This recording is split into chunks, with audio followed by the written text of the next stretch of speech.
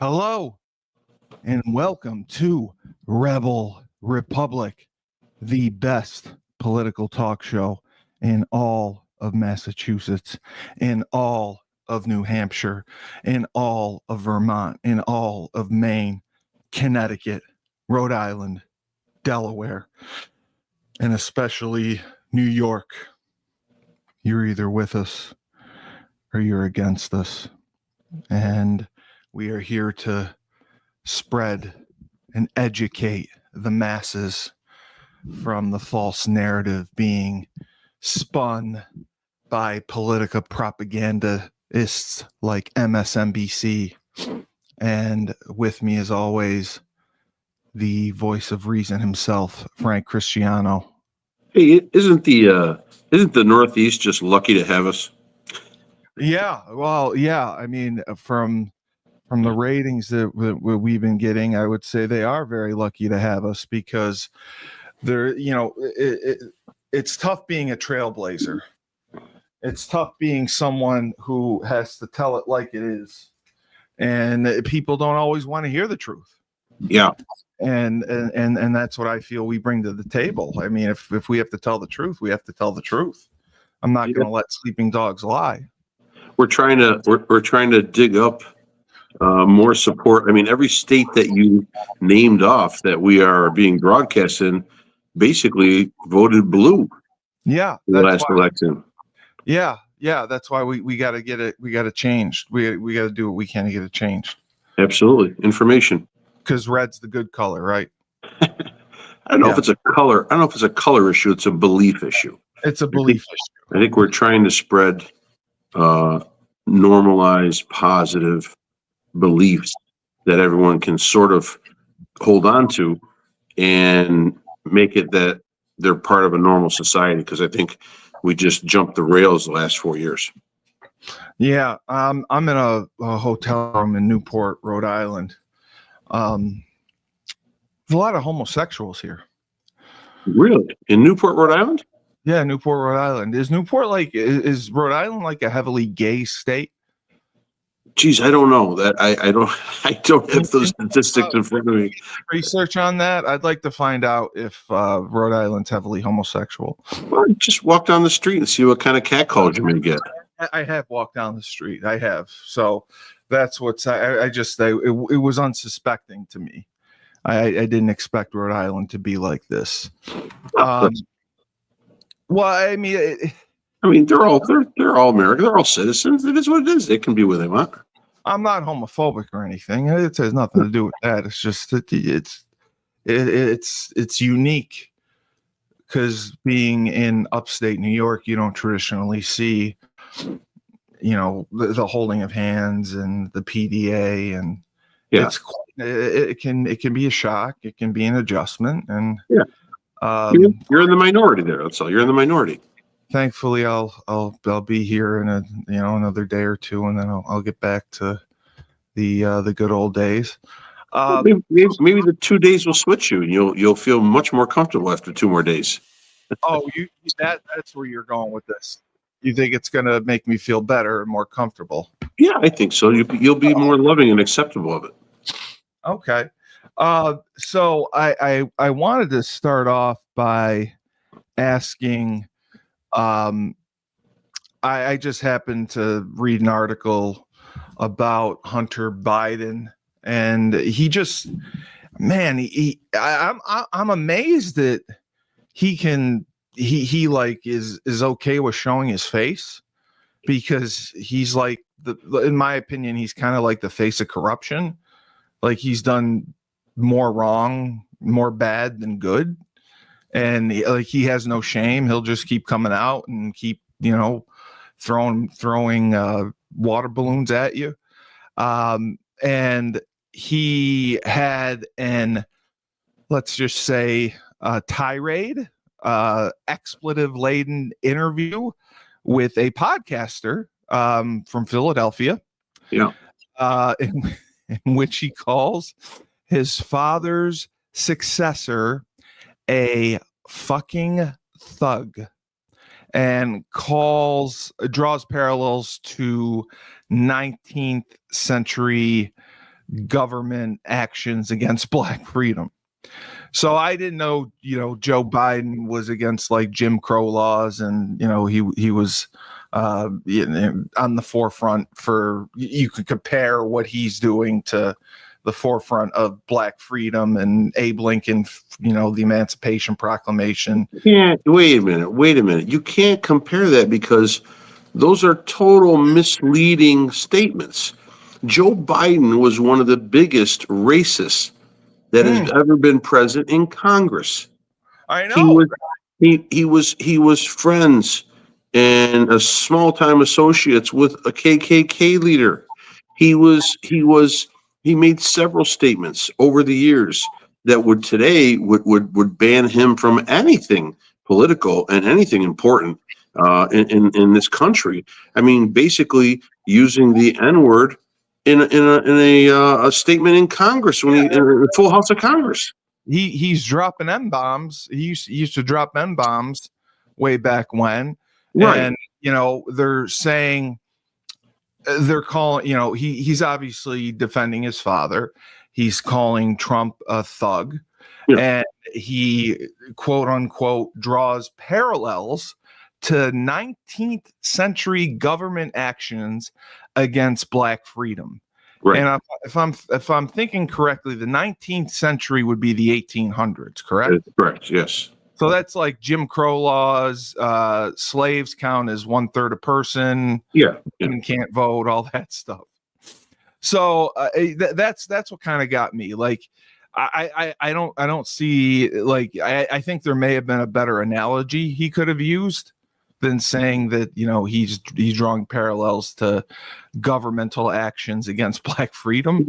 There isn't any analogies you can use when your father is a racist, a pure out, basically on black and white paper and video racist. How anyone can step away from what Joe Biden has said over the past 40, 50 years of his, about 40 years of his political involvement in this country, how anyone can step back and ignore that. How anyone cannot be insulted that says that if you don't vote for me, then you're not black.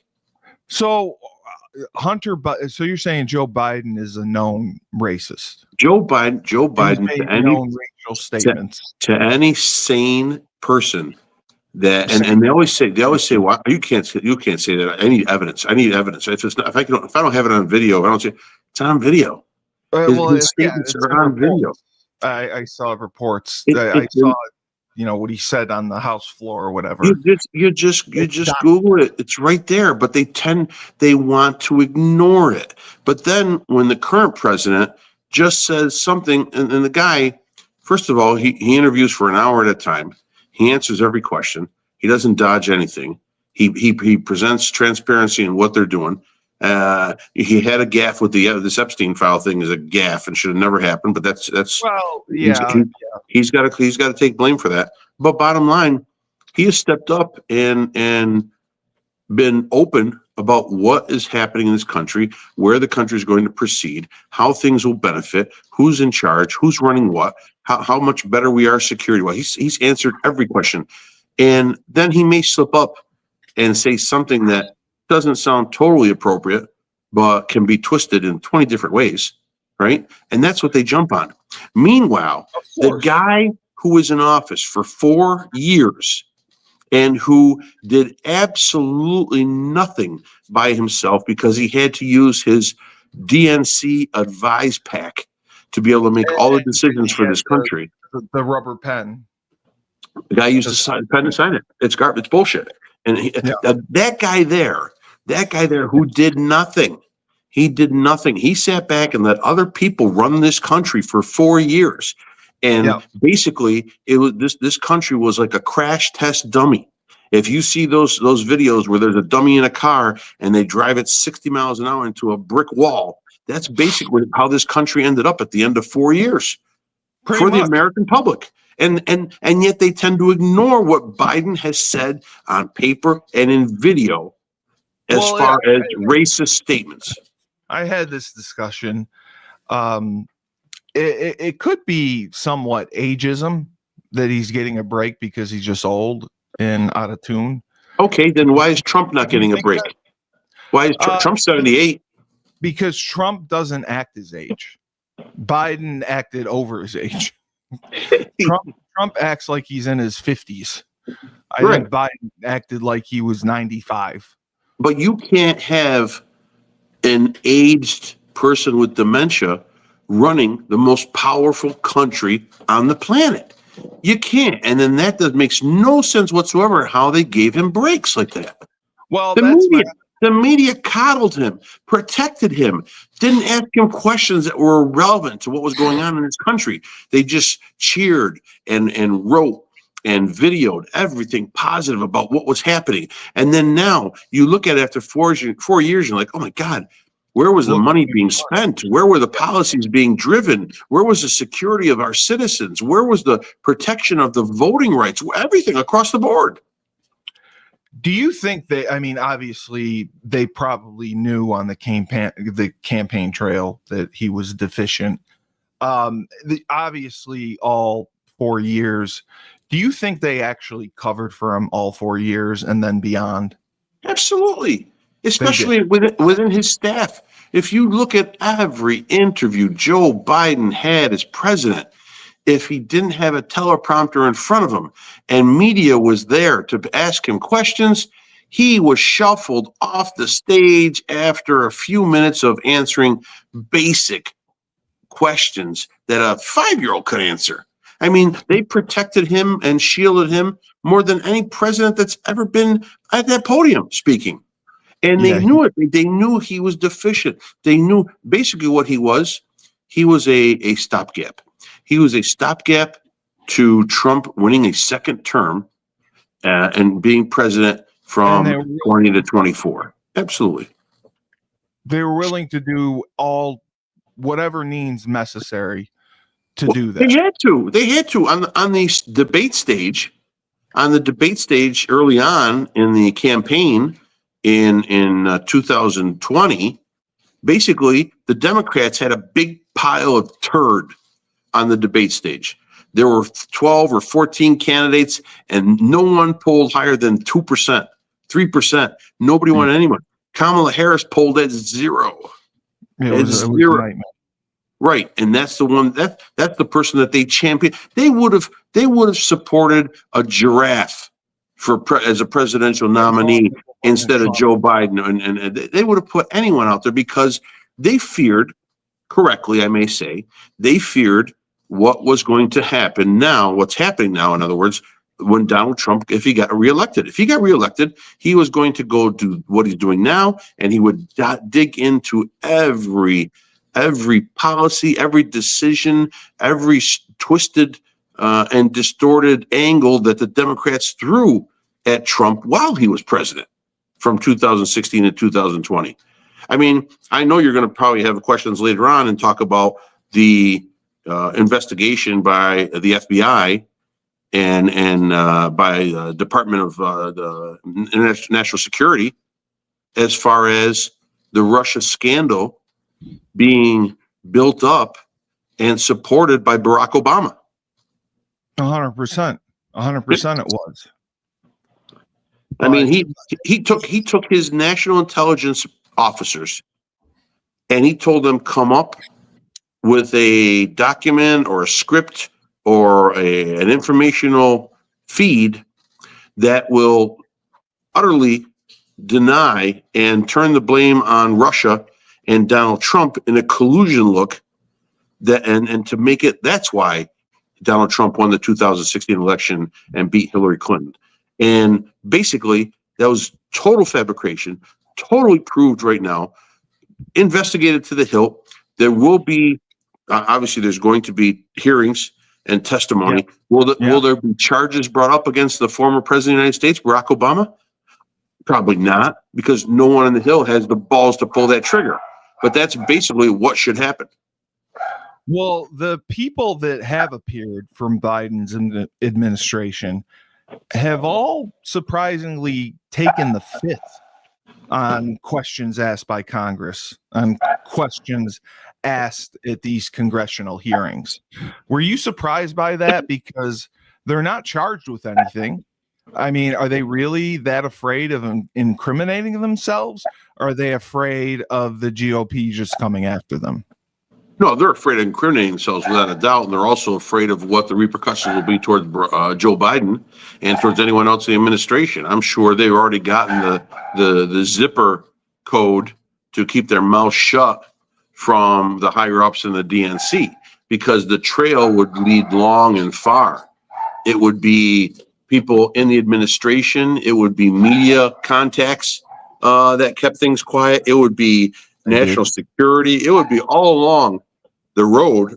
More and more people will get exposed and will be brought up on charges of protecting. I mean, the 25th Amendment would have definitely come into play if people would have known the dire straits that Joe Biden was in as president. Hunter Biden complained, obviously, about the illegals that were taking them and were putting them on buses, then on planes, trains, whatever, and we're sending them to prison camps in a third-party country. Yeah. And he compared this to like Nazi Germany, not Nazi Germany. Right. He's like, am I describing Germany? Is this just El Salvador? I mean, how can this be the United States right now?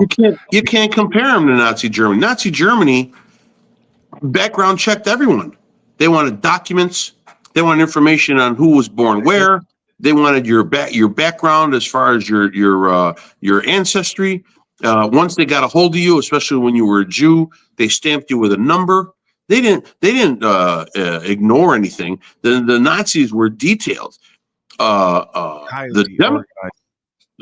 Democrats, on the other hand, and Joe Biden especially, let between 12 and 20 million people stream across our borders into this country unchecked. We didn't know who they were, cities, where they came from, what their backgrounds are. Are they past criminal background?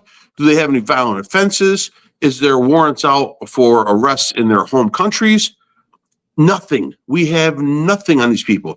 So now you're telling me the liberals are going to be shocked that law officers are going around and grabbing people and just rounding up real quick by information that they have as far as, hey, this guy is here. This guy is here. And if someone else is there along the way, they're fodder for the cannon too. Do I like it? No, I don't like it.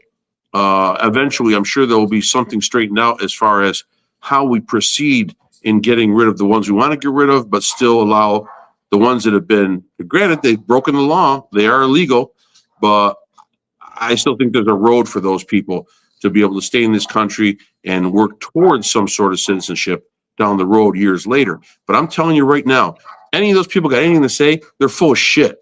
Because bottom line, 12 to 20, we don't know how many. We have no clue. Everybody's coming up with numbers, 2 million, 8 million, 10 million, 12 to 20 million illegal immigrants came over the border. They were welcomed. They were put on buses and planes. They were shipped out to sanctuary cities for protection, for housing, to feed them, to clothe them, to give them cell phones, to get them full medical coverage from our country's Medicaid system. Social Security numbers. Social Security numbers, so that and why was this happening? Is it because the Democrats are warm and fuzzy and welcoming? No. Yeah, they care. They care. They care. They want to change the voter rolls. They want to change the demographics to be able to get more representatives in each state for as a Democratic representative. They want to boost the Democratic reps that are in this country. So you do that by numbers. Now, I hope that this country does an immediate census before the 2028 election. Now, and because you will see in the census, you will have citizens and you will have non-citizens. Okay. And that will, number one, that will determine how many electoral representatives are from your district in your state. Because Correct. Now you'll have an accurate count of live, naturally born or naturalized citizens in this country. You know, right now that in this country, there's about 50 to 60 million naturalized U.S. citizens. That means they were immigrants over time. They worked towards their citizenship legally, and they became U.S. citizens, my father being one. So That that's the bloodline continued. Yeah. 50 to 60 million Americans were naturalized. They were immigrants coming through. This country doesn't discriminate against immigrants. They don't discriminate against immigrants. No, This country discriminates. We discriminate against illegal immigrants. Correct. Because it takes jobs away from people and it causes all sorts of issues. And we've seen them take over cities and crime going up. And that was it's a national security threat. It's a national security threat. Think of it now. We had a problem with Iran. We sent some B-2s over there, dropped some bombs, blew some stuff up. Now everybody's saying we got to watch out for sleeper cells in this country. The Iranians may activate them. They have sleeper cells in this country. Well, how do they get these sleeper cells in this country? They don't come through JFK and provide a passport and tell people they're sleeper cells. They come through the border and they end up hiding in cities and being supplied by their country, okay? Or who knows, being supplied by this country with free money that they get when they come in. And they're waiting for the go signal to do whatever damage that they're programmed to do. So that border security is a national security interest for every American involved. The comments and questions we received after last week were the Epstein situation. Do you blame it more on Trump's end, or do you blame it more on Pam Bondi? No, I blame it on that's Donald Trump. That's Donald Trump. To me, there's something wrong there. Either someone high up, a friend. I still don't believe that there's anything that will come up on him. Everyone's excited, like it's going to be his stuff. I don't think. Who was the attorney that worked for Donald Trump and then turned on him? Michael. I can't remember his name. I'm drawing a blank right now. But he ended up turning on Trump and giving information when they were trying to impeach him. So that attorney was interviewed on MSNBC, and he said he never, since 2005, working with Donald Trump as a high advisor, never saw Epstein once, never had a phone call from Epstein, never. So I highly doubt that it's Donald Trump that has anything to worry about those files and everything being released.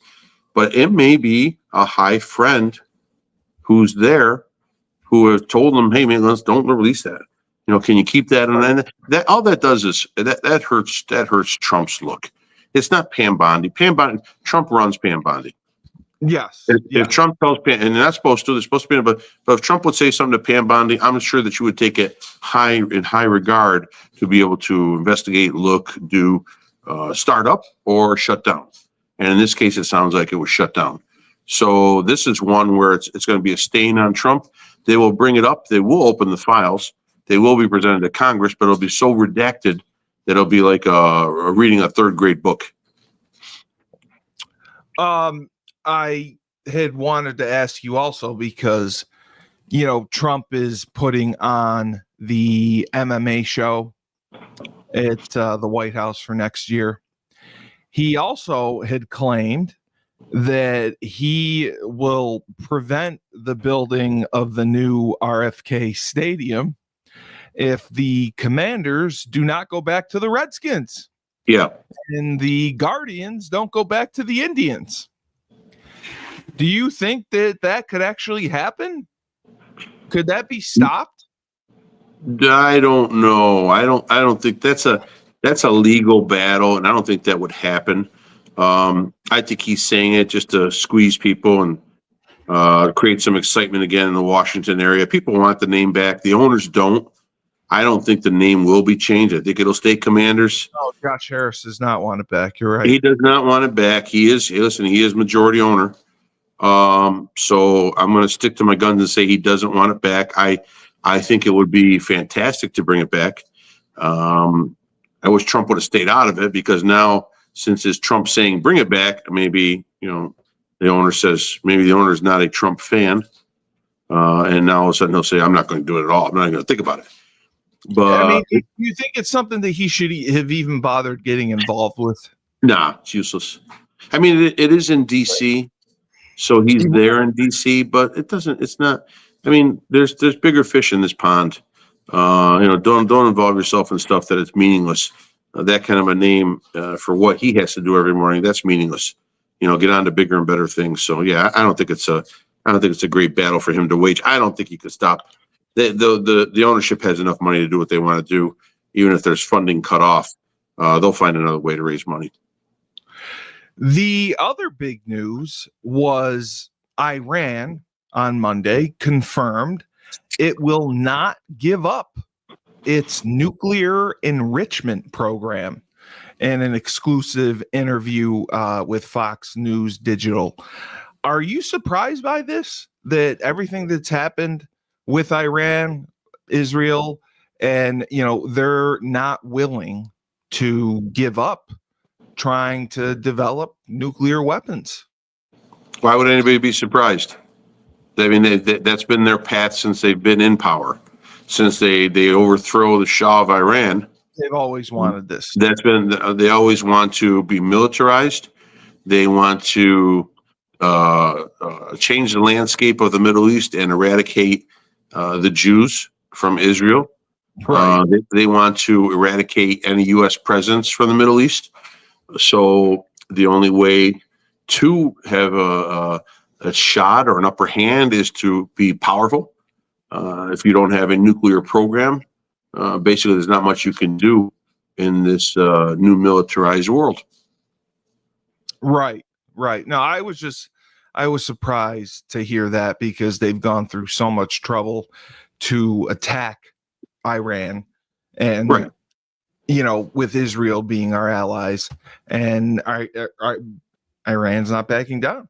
Look at it this way, Steve. Look at it this way. Look at it as like a fight in an alley between two high school kids.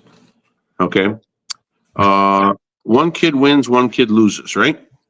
The kid that loses, if he doesn't come back the next day or keep trying to fight, then he just shrivels up and goes away, and he is always labeled as the weaker guy.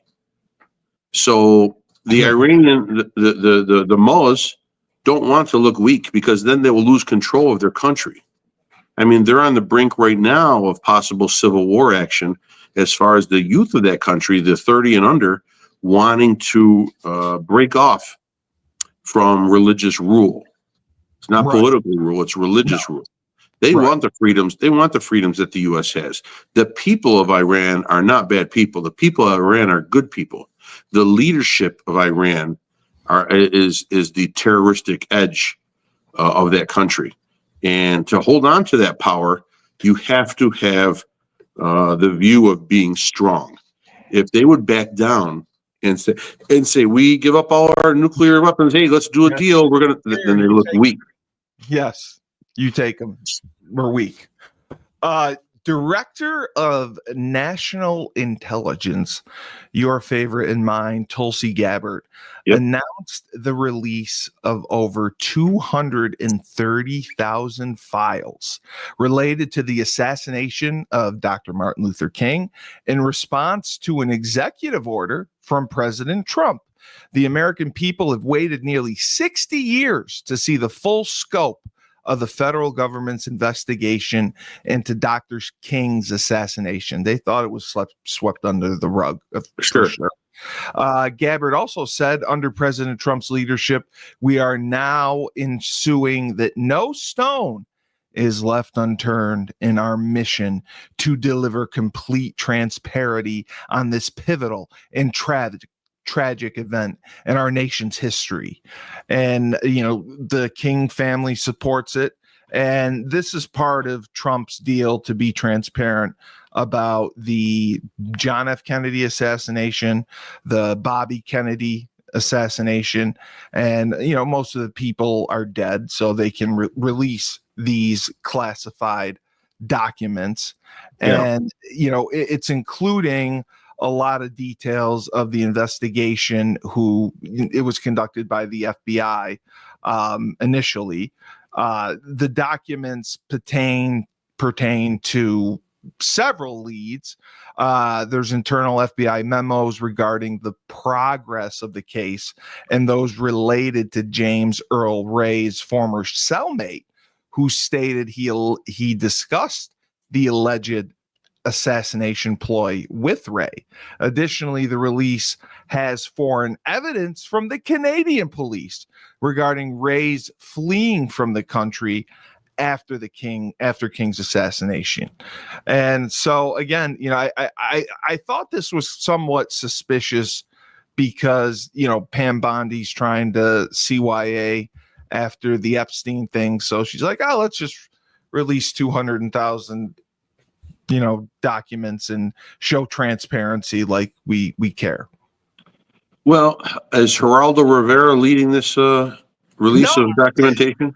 It's just, I was shocking to see it. Yeah. That all of a sudden it was released a week later or 2 weeks later after the Epstein debacle. Now they're trying to distraction. They're trying to give you to a distraction. Yeah, they're giving you a distraction. Bottom line, all these documents will be a nothing burger. You'll have nothing there. You'll have nothing to go on. It's all released. There's not going to be any oh my God, here it is. It's the Russians. They wanted Kennedy dead, after the whole Cuba Missile Crisis. There's no, there's nothing you're going to find in any of those documents. It is what it is. Unfortunately, the president lost his life. You'll never know the exact reason why he just lost his life. You're not going to know the exact reason on a lot of these things. You're not. You just, it's, off of Martin Luther King. We didn't have surveillance cameras back then. No, but somebody wanted someone white wanted a black leader, a black social leader dead. That's all. That's all it is. There's nothing else. It's not like, somebody slept with somebody's wife. Comes down to. What's that? Comes down to pure racism. I would think so with Martin Luther King. I would think so. I don't, unless it was a disgruntled male who Martin Luther King slept with his wife. Yes. And paid off somebody to off him. Okay, maybe that's in there. I doubt it. That would have come out by now. Every white racist on that investigating panel would have had that come out, because then it would have took the heat off of the KKK. So I don't know. To me, it is what it is. It's a moment in history. It's so long ago. Yeah, it's too long ago to where it's going to make a difference. What are you going to do now? You've got to. There's no one that's going to get prosecuted. There's nothing's. Yeah, you've got to honor the memory of the gentleman, and honor the deeds that they did. I wish that all communities would take after what Martin Luther King had preached, and be able to implement that today as well as what it was 40 years ago, 50 years ago. I don't think that's happening. I think that's a big downfall in the African American community, and a big downfall in our community as well. So what I didn't understand, they said this Mark Green guy, he resigned from Congress, and it's shrinking the House GOP's majority. Do you know why Mark Green decided to resign, and why this is so important? I do not. But what it does is it shrinks the number of Republican representatives in the House. You need, I don't know if it's 213 to 2012 right now. Yeah, right. So you need that majority to be able to control things that happen. And you know what? They did get a bill through, so that was a big win, because if you remember, when Trump had a majority for the first 2 years of his first term, they couldn't get anything accomplished. No.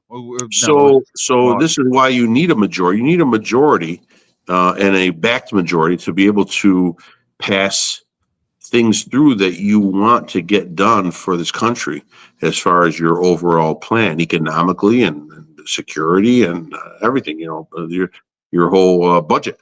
So I think that's the big thing now. They need to keep control. There's going to be 17 seats are going to be up for re-election now. So the Democrats are pushing big time to try to get most of those seats, but we'll see what happens. And they're saying that he resigned basically because of this bill. He didn't necessarily agree with the big, beautiful bill. Yeah. And may have felt pressured into signing it. It And, could be. he announced his retirement from Congress. Well, it could be, but the thing is like, and I know some of these guys are their budget hawks. In other words, they want to cut spending, and that's fine and dandy. The problem is you can't. Yeah, I thought what Doge had found, a couple $100 billion or whatever it ended up being, that's great. That's good savings. I think some of the bill's angles will save money definitely over time a little bit. I know they're saying it's going to cost more, but with tariffs coming in, with markets going up, with an increased GDP, I think you're going to see more revenue coming into this country. $10 trillion being invested by foreign countries into this country. I think you're going to see, with more GDP, we'll be able to pay any debt off faster as far as, budget concerns. But some of those guys were really, that's why it didn't pass right away. They're trying to hem and haw for, we need to cut this, we need to cut that. But after a certain point, there's not much more you can cut. We're at a point now in life where we have to make more. It's almost like when you're 10 years into your job and you have a mortgage and you have a car and you want to go on vacation, your budget is increasing all the time because you want to do more. You want to support more. That's the same as this country. So the only you can trim all you want, you're still not going to get to where you want to get to. So you have to find a second job. You have to get a better job. You have to bring in more money. This country needs to bring in more money. The tariff deal, even once they do these trade deals, they say by end of this month all through August, you're going to see all the trade deals roll in, which would be great. But what you'll see is on these trade deals, we're going to get a much higher percentage of tariff return coming into this country. And that's just all extra money to buffer the coffers of this. Think about it right now. We have over, I think, if I'm correct, I don't know if it's 200 billion that's come in since the beginning of the tariffs. Yes. I know it was like 30 or 40 billion in 1 month. I think we're almost up to 200 billion now. I mean, and that just started in April. Yeah. What's it going to bring in once the year finishes? Could you say that tariffs could bring in $1 trillion to this country? $1 trillion. That's, I think the budget's 6 trillion or 7 trillion, whatever it is. I mean, that would be 1/18, 1/17 of the budget. I mean, that's pretty good. That's enormous. It's enormous. Dave and I had talked about this a few days ago. We wanted to get your thoughts. Did we talk to you about the CEO who got caught on the kiss cam at Coldplay? No. Yeah. So this $1 billion CEO, he went to a Coldplay concert with his head of HR. Yep. And they were revealed on the kiss cam. Yes. They were revealed on the kiss cam, and she immediately started crying. He tried to hide from it. And it was just the most humiliating, embarrassing act. He's married with kids. She's married. It was just an absolute disaster. And it goes back to obviously the power dynamics and relationship. But what are you thinking if you're going to, you're a billionaire CEO, you're clearly well known. Yeah. And you're going to go to a Coldplay concert with your head of HR. Sure. That's the best decision in the world. So, and he just resigned too. He resigned his position. He did. Yes, he resigned. So you're a billionaire CEO. You don't have enough money to get a private suite. Exactly. We can't get a suite out of the public eye. I'd get in a box. Yeah. Anything. I mean, what are you thinking? Exactly. That's they're not. What happens is, in the throes of passion, No one is really In, thinking. in the throes of passion, you sound like a poet.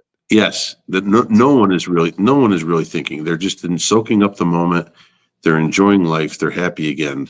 And then the guy, and I think the memes and I saw the Philadelphia Fanatic Yes. at the game. I thought this hilarious. It is what it is. Hey, listen, whatever. Listen, they got enough money to figure it out, and to appease everyone. So it's not gonna be the end of the world for them. But I was just thinking that someone like you, I don't know that you would be that stupid Saying I'm a kiss cam. to take a mistress to a Coldplay concert and then get caught on the kiss cam. I got enough problems with one wife. I think I need somebody else coming. Well, that's why I was talking about David Koresh in Waco and how he had 140 wives. Yeah, that blew my mind. Well, after 5, it doesn't matter. You can have 10 million after 5. Doesn't after matter. 5, you can have 10 million. Yeah. Okay. Yeah. All right. I agree with that. I agree with that. So the guy that I like for taking over, I like Ron DeSantis. I'm a big Ron DeSantis fan. Yeah. He had a special request for mayoral candidate. I'll say it properly. Mayoral candidate Andrew Cuomo. Okay. After the Democratic governor joked that he would move to the Sunshine State if he loses to Mamdani. Yeah. Cuomo's joke appeared to raise alarms for many who took to social media to express their distaste for the idea DeSantis, a Republican, was among those expressing concern in response to an article about Cuomo considering a change of scenery should he again be defeated by Mamdani. Don't New York or Florida, DeSantis posted to X. What were your thoughts on DeSantis? Is it just DeSantis being DeSantis? He's just outlandish and he loves the publicity. Any publicity is good publicity. Yeah, I mean, honestly, he comes across as a guy who doesn't give a shit. I know he does. He doesn't give. He's gonna put his angle up there. He's gonna tell you how he feels. He's obviously gonna put a conservative spin to everything. And I think Cuomo should go down and move into the villages with all the seniors. I mean, that would be a good look. Oh, he would have a venereal disease in like 2 minutes down there. Those seniors are banging like crazy. That's the highest rate of venereal disease in the country. No, that's all they do. They get UTIs. Yeah, right. Yeah, he could go down there. He'd be the young stud. He'd get a little drip, a little gonorrhea. That's right. It's over. That's what you want for Cuomo. Okay. Listen. After he single-handed, now he was a transparent guy. When COVID came around and people lauded him. He was a great leader during COVID. Yeah. Except for when he prevented people to go see their relatives before they're dying, or he left seniors. You had to FaceTime. He left seniors in contaminated areas to die next to other people instead of getting them separated. There were so many. Mistakes. So many and I understand it's a pandemic and I understand it's new and people don't know a lot about it, but there were some simple things that could have been done that would have made it much more appealing and appeasable to friends and family and relatives. And you knew the seniors were at risk. I think he just fucked that up. And I was not a fan of him after doing that. And some of it, being a Democrat, he has to, especially in New York City too. You're a liberal, and you've got a lot of liberal policies that don't benefit the average citizen in New York State. And that's where we're I don't care what anybody says right now. We're struggling in New York State. We're struggling in New York State because we can't make budget. We have no bail. So we have criminals. We have criminals all over the state that are being released 3, 4, 5, 6, 10 times, after and sometimes violent offenses. We have a criminal justice system that sides with the violent offenders instead of the ones that are being attacked. We have liberal groups that are supporting illegals, violent illegals, to be able to continue to stay in the state and milk off of the services that are provided here and are supposed to be provided for citizens and not illegals. We've got a tax rate, especially in New York City, that is insane. The property tax rate here where I am is beyond recognizable. I just think, and we have an exodus from the state.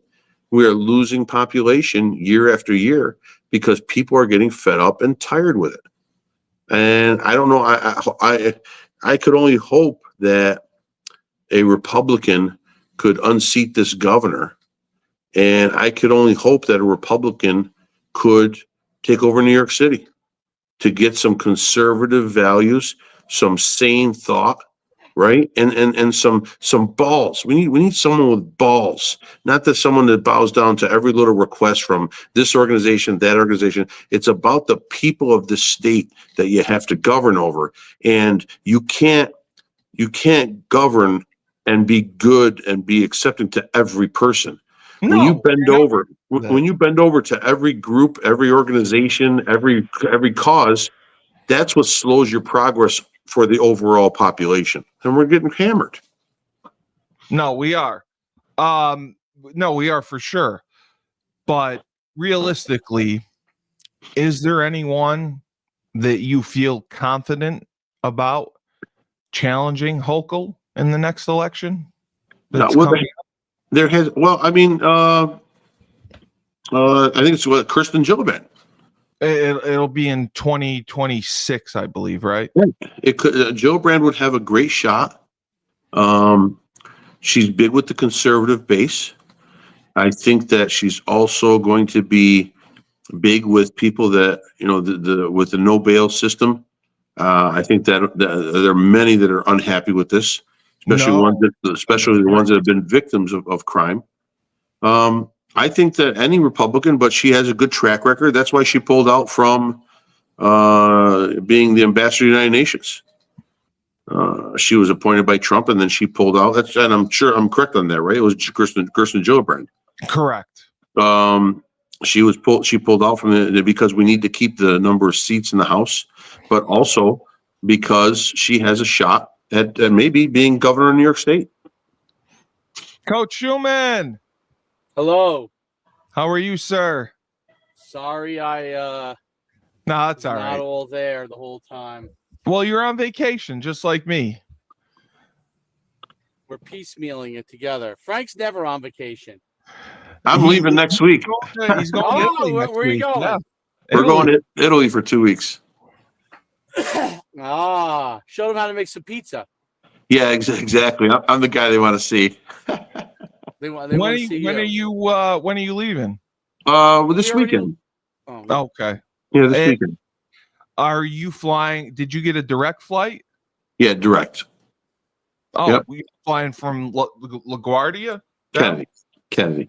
Okay. Yeah, Kennedy to Sicily. Oh, wow. You got to come all the way down to Kennedy, huh? Yeah. That's what they usually make you do. Yeah, Delta does direct out of Kennedy to several big cities in Europe. Dave, how's everything in Jersey? Good. Yeah? Did you just get down there today? We were down there today. We had to come back for a lacrosse game. Oh, good God. Really? Well, we didn't have to come back. I'm like, hey, it's a good. You could either work out with me or you could go play in the lacrosse game. You wanted to play in the game. Yeah, he'd rather drive an hour and go play the game than did work out with me for 30 minutes. So, you know how that goes. But, and then you're going back. My advice is just my lacrosse advice is working. Yes. My lacrosse advice is to him, who doesn't really know that much. He just knocked the shit out of people. You said. Yep. And now they're like, he's doing great. They told me, playing defense. So, well, because when you're the hammer and not the nail, it makes a big difference. Yep. So, until he gets his skills to the level that, you know what I mean, to the level of the other guys. But that's good. It's good. It's good to play defense. So, Bob, what was the discussion when I came in? We were talking about Hunter Biden and the little rant he went on. Did you see that? Yes. Where he said that his father is like being oppressed like they were in the 19th century with the blacks and slavery and all that stuff. I thought that was like crazy. Yes, he's being condemned and oppressed, and they're fighting against it. And then he was complaining about the immigration, how they're sending the criminals to the third world countries. He's like, what are we, Nazi Germany? And Frank pointed out Nazi Germany was much more organized than we are doing it right now. That was fun. And Hunter Biden is just completely out of his mind.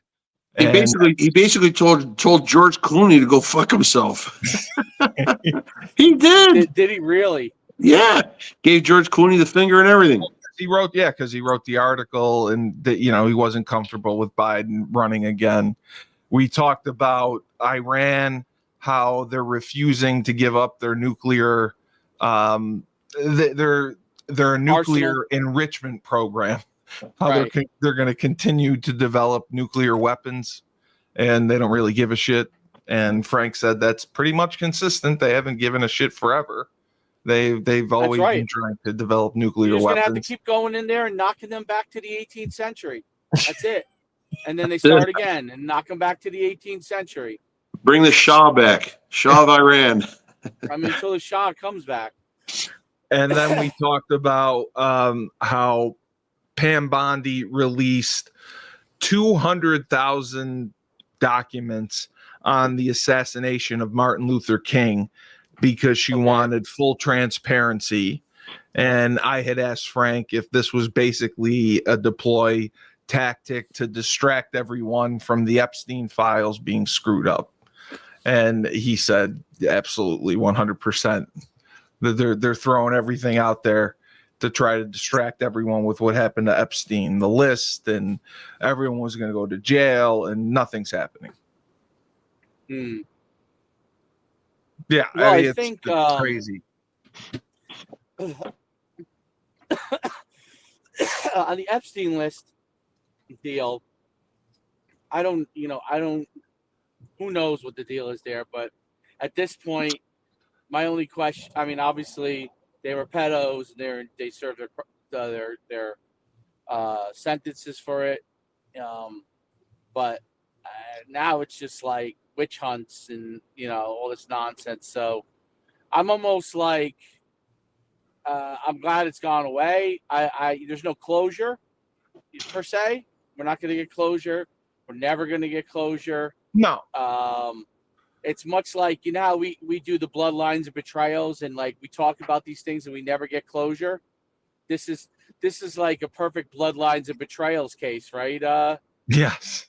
Steve, because you kind of, you think you have an idea, but you one of the things I've learned from doing that show with Steve is that even though justice, quote unquote, is being served, we don't get all the answers, right, Steve? Yeah, and I watched another recent documentary on the David Koresh thing. Yeah, and fully the U.S. government breached, and I think they caused the fires that killed his children, killed him, and the negotiations were going well. They had their own people testifying to that he was releasing hostages, he was releasing children. Obviously 51 days is a long time to drag it out for. Right. They were getting misinformation on. There were several people that felt once he completed his manuscript, he would leave peacefully. Then the other half were like, fuck this. Why should he get to complete anything? Let's go blow the shit up. But in doing so, it resulted in the largest loss of the thing we'll never know. Human soil. the thing we'll never American know. Pie. I'm curious. Frank's take on this. The thing we'll never know on the Epstein stuff is how far the rabbit hole goes. You know what I mean? Like that's the one thing we'll never know. It's very frustrating to the average person trying to figure it out. But I also could possibly believe, like I always thought, why would Epstein have a list if he was 'Cause- making money from these people? Like, why would you have a list of who you're going to go to? Now you could the phone calls, you can see all his phone calls, but why Yeah. would he have a list of like, here's a client, here's a person that's just a, I don't know, investor in whatever his facade businesses were? Because that But, was his you know- golden ticket into WITSEG, into living in Barbados or whatever. That was his way out. I just think that there's someone that got to Trump, someone high up, and just said, "Listen, we got to make this thing go away." Yeah. And you know, and then he got to Bondi, and then they'll make it go away. That's all. How deep it goes, who knows? You know, it's just you'll never know about any of this stuff. Just like P Diddy. P Diddy went from 1,000 bottles of baby oil and beating up his girlfriend in the hallway. And then, you know, sexually assaulting witnesses coming forward, 22 saying he forced them to be sex slaves, and the guy's going to have like a misdemeanor. Well, Right. part of the issue Right. was the statute of limitations. They couldn't charge half that stuff.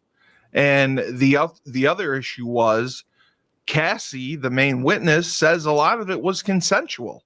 She said that she was doing it to make him happy. Right, but what I'm saying, it's all a buildup. It's just like this Epstein thing. It's all a buildup, and you're going to get nothing out of it. You're going to just, but it just shows you have to believe. Okay.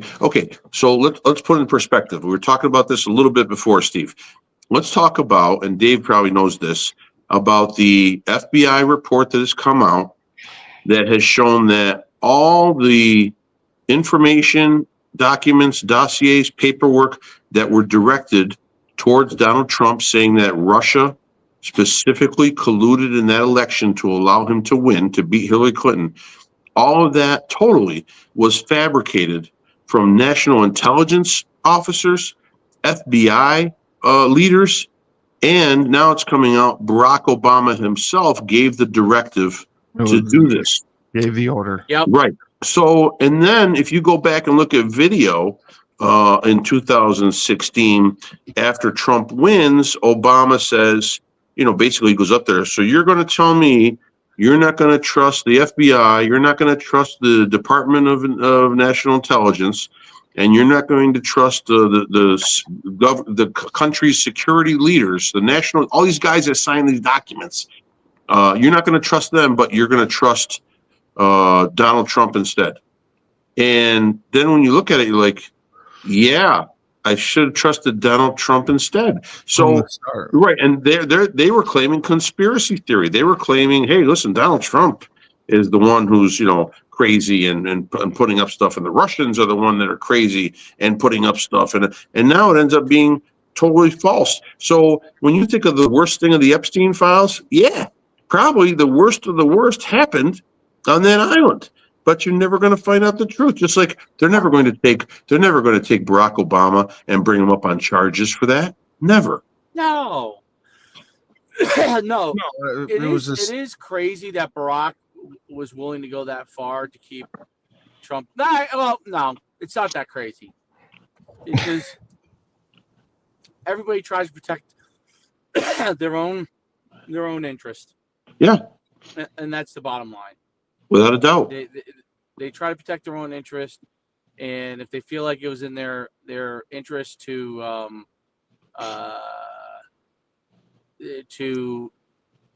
undermine what Trump was doing and say that it was, this is all about the party. That's the thing. That's what makes Trump unique. I have to say, like, even Trump will listen. He'll fight back if he thinks his MAGAs are not on board in the right way. Like, whether you like it or not, I like that.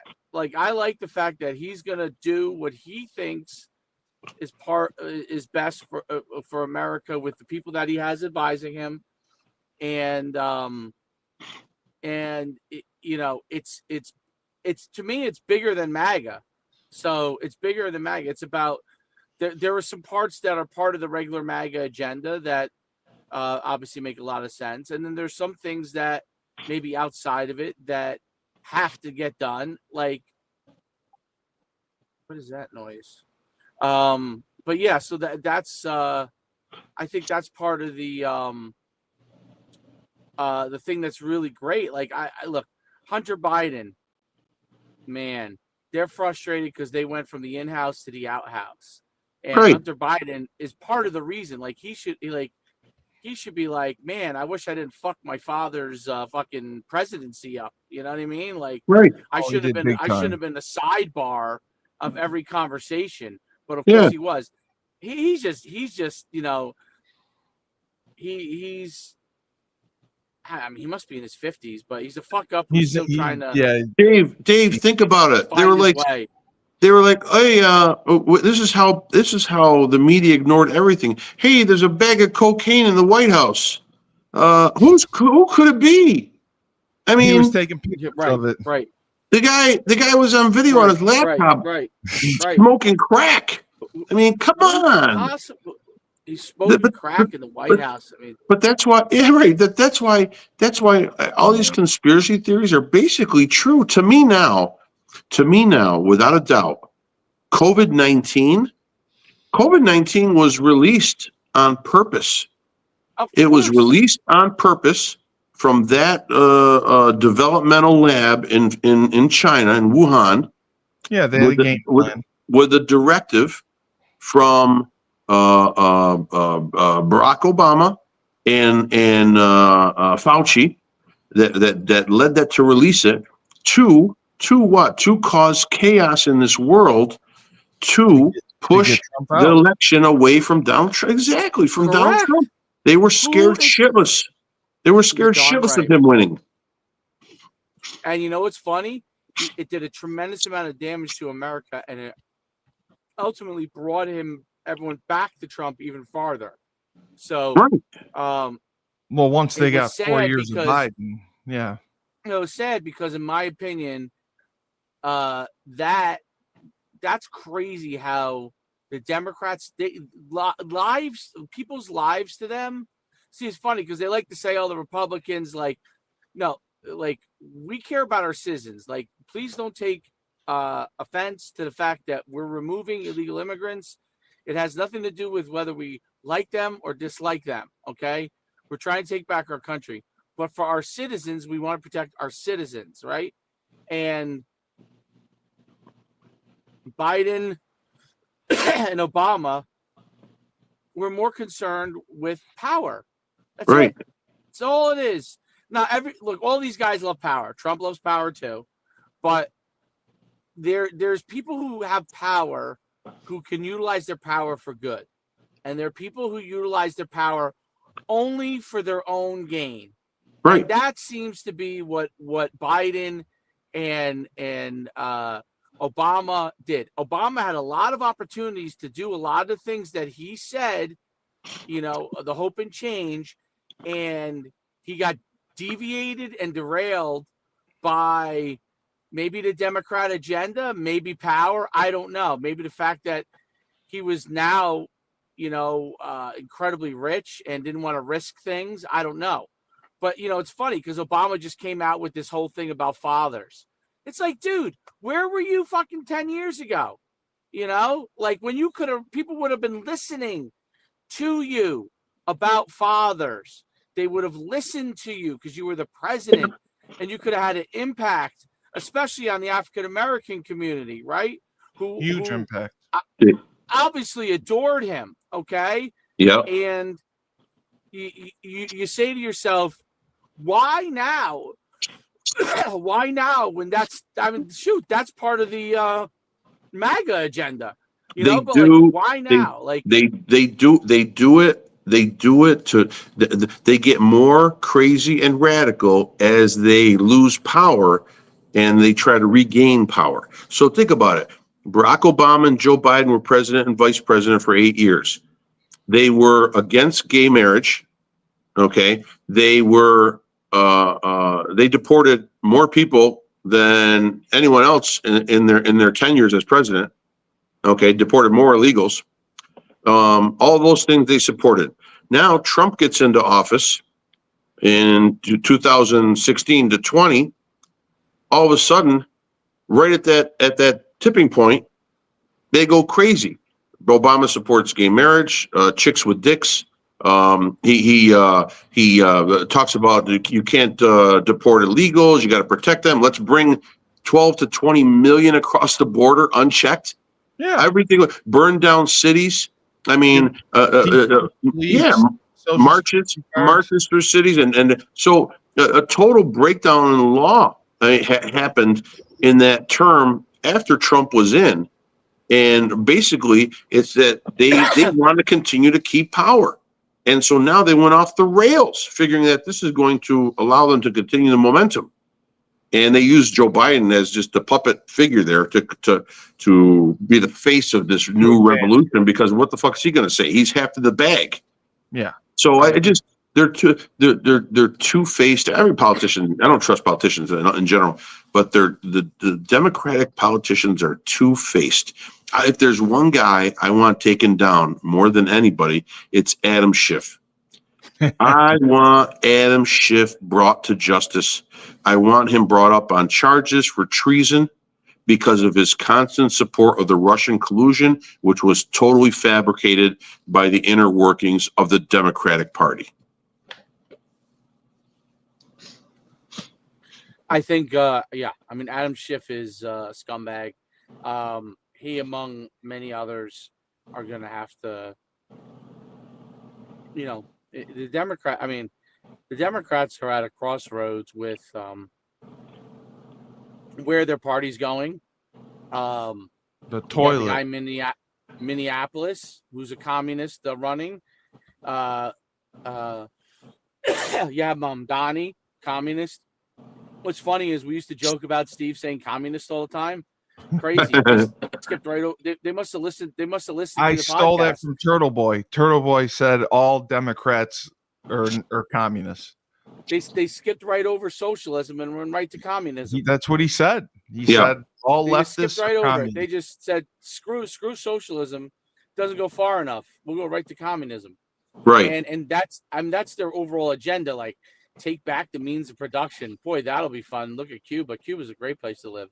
Yeah. I mean, why are all Cubans Republicans? Because they're emigrated from Cuba, and they saw what happened, and they got out of the jails, or they got out of the prisoners. Yeah, it worked here and was like, it worked in the Eastern Bloc. It worked in the Eastern Bloc. Remember Romania, Czechoslovakia, Hungary, Poland. Yeah, they jumped ship real fast. Listen, and how about the fact that those countries are still set back from that, like hundreds? They're set back hundreds of years from that. Meaning,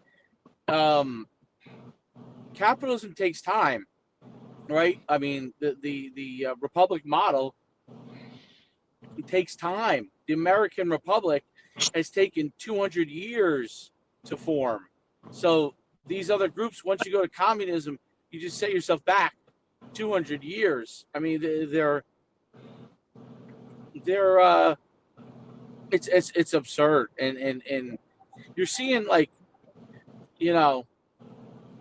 of the world, like where you got two fronts. You got the communism front side by side with like the push for Islam in a lot of parts of the world, and it's a crazy setback of everything that they call themselves progressives, right? They're so not progressive. Like the word progressive, I hate that. Like they just ruined that word. You know what I'm saying? It's not progressive. It's backward. They're progressively bad. I mean, it's bad.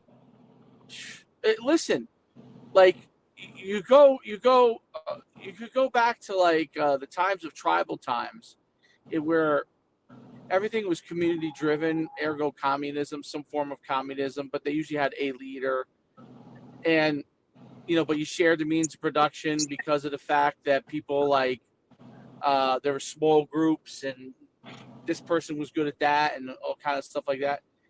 And what happened is it was very difficult to succeed even in those tribal organizations when attacked, because there's no incentive to be wildly successful. There's no incentive. So I've watched a lot of stuff on like the American Indian, and it's, by the way, there are two different kind of groups. There's the American Indian and the Native American. So they're one came from Russia over that Siberian strait. Yeah, the glacial. Yeah, I'm not sure which one.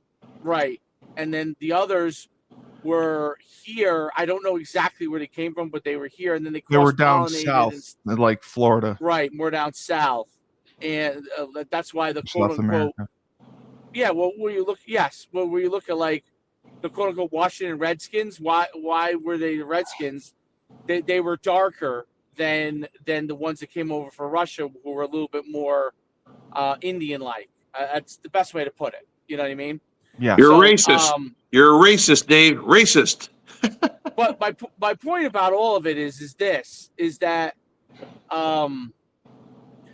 those little communal groups struggled when attacked by like when the European people came over here with a capitalism environment and started pushing forward. It was, I'm not saying right or wrong. I'm just saying it was very difficult to defend their nations because they were not united. They tried to unite, okay, but they really were different. People don't realize that all of these groups were like different ethnicities. Like it was like different ethnicities.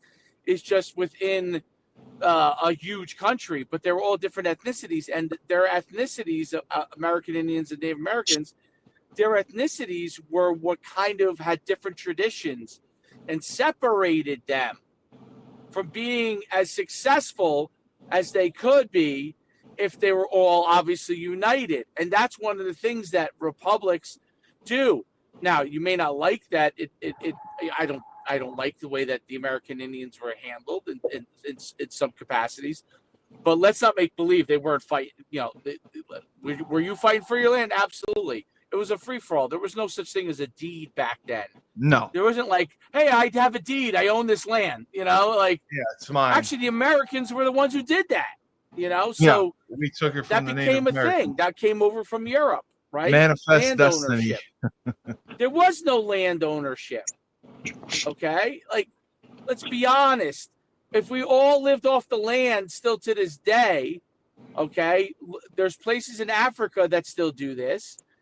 You could argue they're very happy within their tribe, okay? But if you're looking to advance the culture, then there's not much you're going to be able to do within a small group. Now, you could argue, if you were to take a happiness scale, hey, on a happiness scale, maybe they're happier. I'm not saying that isn't, smaller groups are unhappier. But as far as, trying to do certain things where raising the level of standard of income, raising people's standard of living, that's where a republic can be very effective. And that's what the United States has been. And that's what Hunter Biden doesn't like.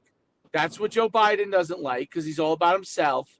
And that's and I mean, it's sad now because he's obviously sick, but he's always been all about himself. Like, yeah, let's but not the make truth believe is that gonna come out. when he was saying we're gonna keep you all in chains, like, what did he mean?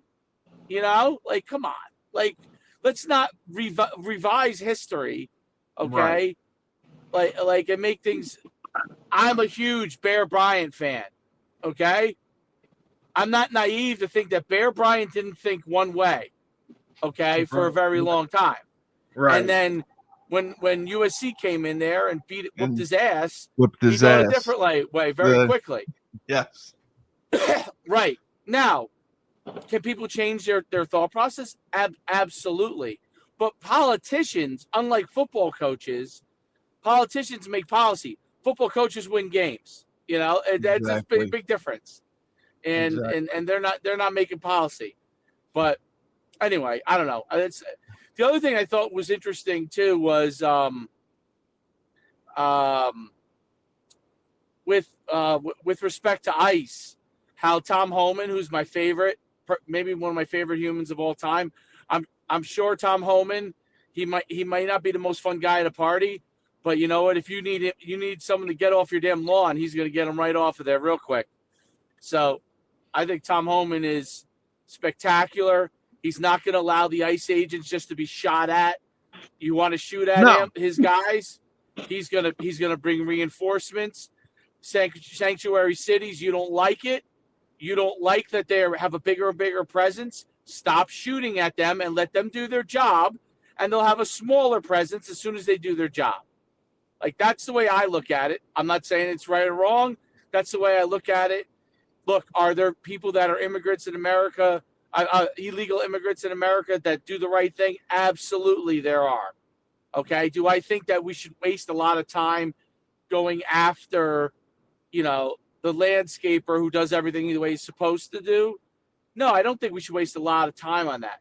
But you're going to have someone else in that mix who might be landscaping alongside of him, who happens to be a bad guy. We're in a gang. Yep. You know what I'm saying? So, like, sometimes there are things that are unfortunate, and it's hard when you're wrapping everybody up to just pick and choose and say, oh, no, like, this guy's a good guy.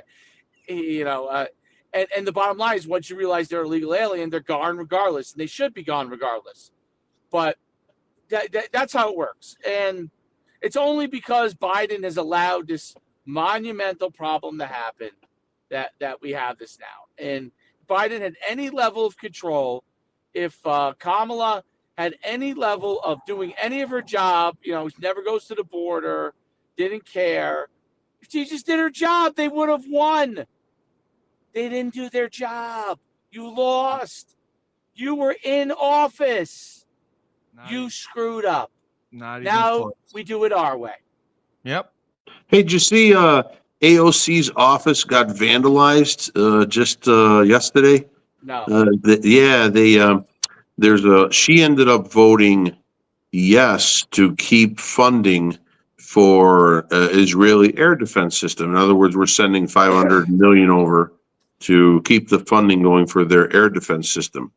And she broke ranks. She broke ranks from her other squad members there, and a pro-Palestine Soros-funded group went in there and just demolished the place, red paint everywhere on the outside, and claimed that she's broken ranks. And they've gone all medieval on her. And so now this is going to be interesting. This just shows the depths of Democrats and how they progress to liberals, and then how they progress to radicals. So there's so many different factions within the Democratic Party. I don't think they can ever come together. And because the Republican Party, whether you're a hawk or as finance, or whether you're a little more conservative on social issues, or whether you're conservative on security, there's basically an agreement to all those issues as a conservative or Republican.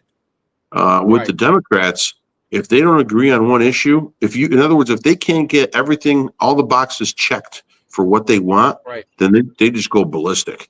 So I think this is going to be an interesting thing now to see how she reacts off of this vandalism of her office by basically liberals, but just a faction that really was upset with her vote giving money to Israel. So I think this is a very confusing and entertaining, at the same time, entertaining landscape in the Democratic Party. That is interesting, because if she wants to win the Senate over Schumer, she's going to have to go more towards the middle. Right? Yep. So she's not going to be able to beat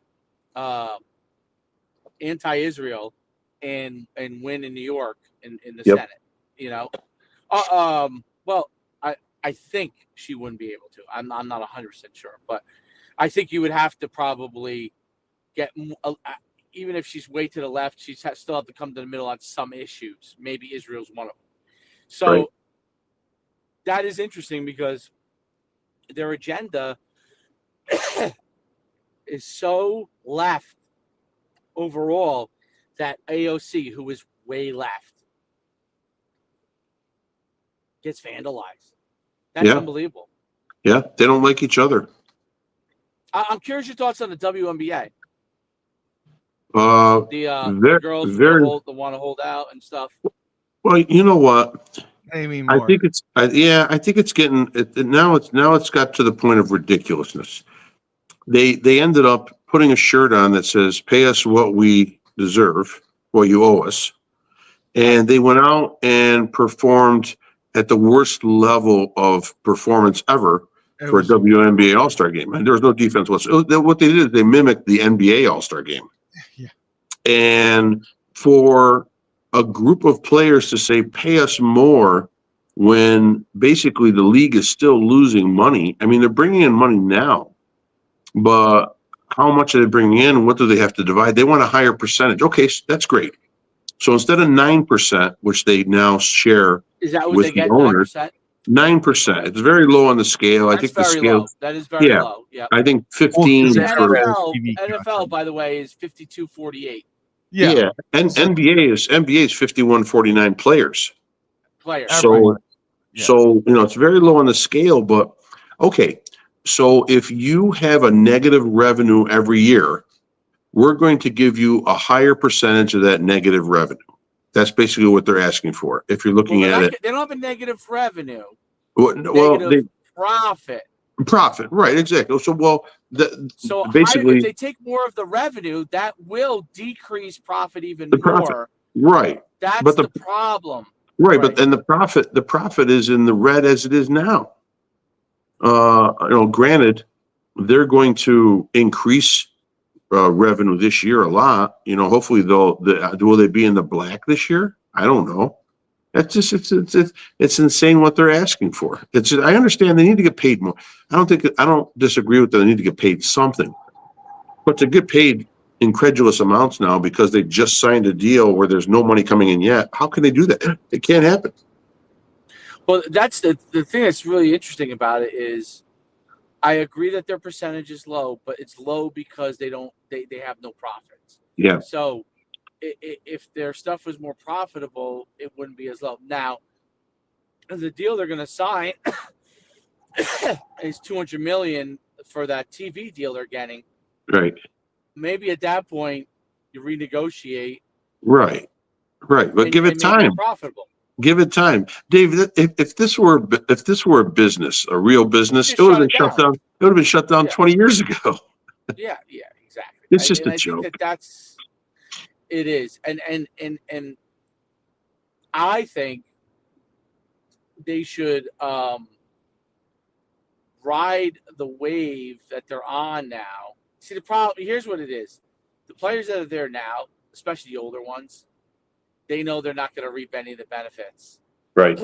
So Angel Reese, Caitlin Clark, and a couple of the other younger players like Paige Beckers, they're probably going to get a decent deal in a couple of years. So they're going to reap the benefits. But some of those players, like, I don't know, the girl who used Kelsey Plum, yeah. Yeah, she's near the twilight part of her career, and they feel like we're never going to get there. And so I do understand how they feel. Yeah. And I do understand how they feel. The hard thing is the business and economics part of it is so bad that by the time it turns, it's like I said this to a team I coached many years ago. The first freshman, this team ended up going to state championship. They were JV'd and they weren't good enough when I first started with them. We took them to the state championship. But the first freshman class, they were 0-8. And I told them, I said, you guys are probably never going to get a chance to reap the benefits of what we're building. See the benefits of what we're building directly, but you're the reason that it happened. And, they went 4-6 their senior year, which is a very nice accomplishment. They were very close that in a couple of games they could have swung the other way, could have went to playoffs. The next team, the very next grade after them, went to the state championship, and then the grade after that, they won like 17 in a row or something crazy. And so that's what this reminds me of. But what's very hard about it is that they'd be better off setting a like in a deal saying if down the line, because of what we've done, these $200 million, something like some sort of retroactive, like I was just thinking pension. that. I was just Yeah, thinking like that. a Absolutely. that like, hey, right now we can't do it, but you guys who are in here now are part of the reason why we're successful. Right. And but you may not get there because maybe you're not there in 2 years. Maybe you're not Right. even a pro. So what can we do retroactively if we get there and say like, okay, 2 years it goes to, let's say, 30% or something, or 40%. Yep. And do we have a way to be able to take a part of that fund, and that goes to the players who are part of the really building process? I think that's part of what they've got. I think they should try to get an increase, but they should try to really not cut off their nose to spite their face, because if they don't get anywhere near where they want to be, they may not get it in the next one. And that's the issue, which has a better chance Right. of being successful. But I don't know. I mean, Hey. I find it. I'll say this: I don't watch any of the games other than highlights, Yeah. but I do find the stories fascinating. Like I do find It's because you're a man. You're a male. Yeah. Yes. You're Like, intrigued. I love Sophie. Yes, that's it. I love looking at the women getting into it. Who doesn't like Sophie Cunningham? Who Right. doesn't? Like Caitlin Clark is obviously a master at when she's on. She's great to watch, obviously. And but yes, you're right, because you're a man, and I think that they need to play up to that more. Steve talked with me about that before. Yeah. Like they need to play into their femininity, get more men to get behind it, because honestly, that's who the billionaires are.